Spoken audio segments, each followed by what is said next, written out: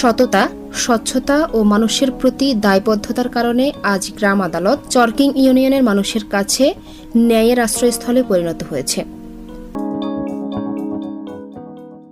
প্রথমে আপনার পরিচয় জানতে চাচ্ছি। আমি মোহাম্মদ নাইমুদ্দিন আহমেদ, ৬ নং চরকিং ইউনিয়ন। জি, ধন্যবাদ। গ্রাম আদালত আসলে কিভাবে কাজ করে?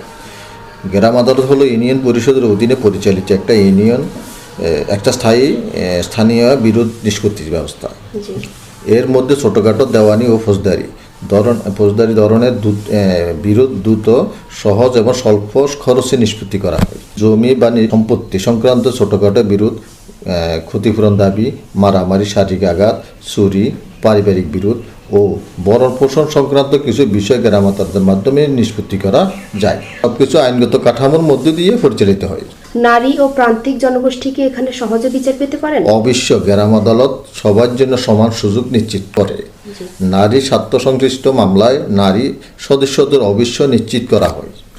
এছাড়া দরিদ্র, প্রতিবন্ধী, প্রান্তিক জনগোষ্ঠীর মানুষ যেন নির্বিঘ্নে তাদের বক্তব্য উপস্থাপন করতে পারেন, সেই বিষয়ে আমরা বিশেষ গুরুত্ব দিয়ে থাকি।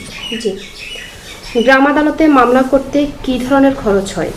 গ্রাম আদালতে বিচার সক্রিয় অত্যন্ত স্বল্প ব্যয়বহুল।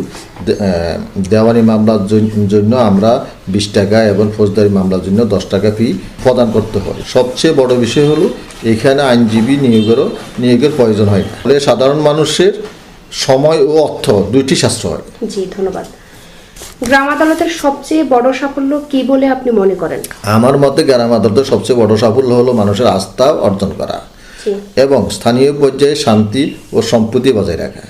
মানুষ এখন দ্রুত ও সহজ নিজেদের ইউনিয়নে ন্যায় বিচার পাচ্ছে।